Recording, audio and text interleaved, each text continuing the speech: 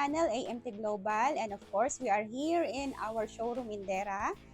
And today, we're going to talk about the new TPMS scanner. This is from AUTEL.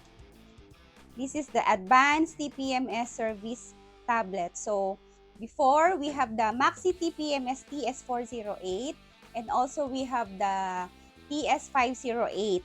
Now, this is the latest from AUTEL, ITS600. So, what is this device? This device is using for diagnosing of the tires of the car. So, let's unbox.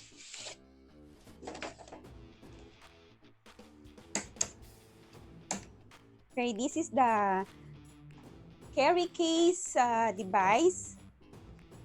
Inside, there is two compartments,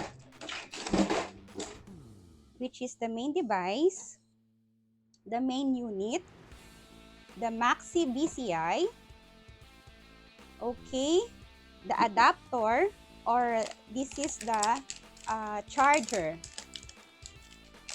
Okay, this device is 5.5 screen size, and it has 8 megapixel camera. Okay, so Android 9, USB of Type-C cable. This is 1 GB RAM and 64 GB ROM. So the battery ampere is 5,000. So you can, for 7 hours, you can use this for continue using. So this is the screen. On the screen, these are the software.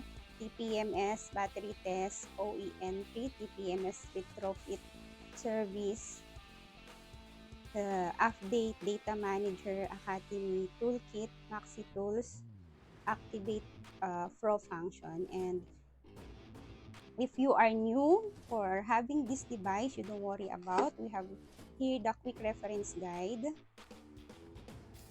This device is compatible with 99% of car from US, Asian, European, TPMS equipped vehicles. Okay, it has a diagnostic, the 4 commonly used device function, which is the,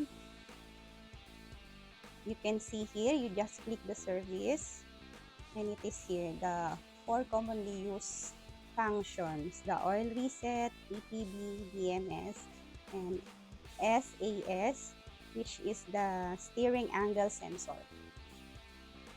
So, how to use this one? This one you have to connect to the car, the OBD interface, and also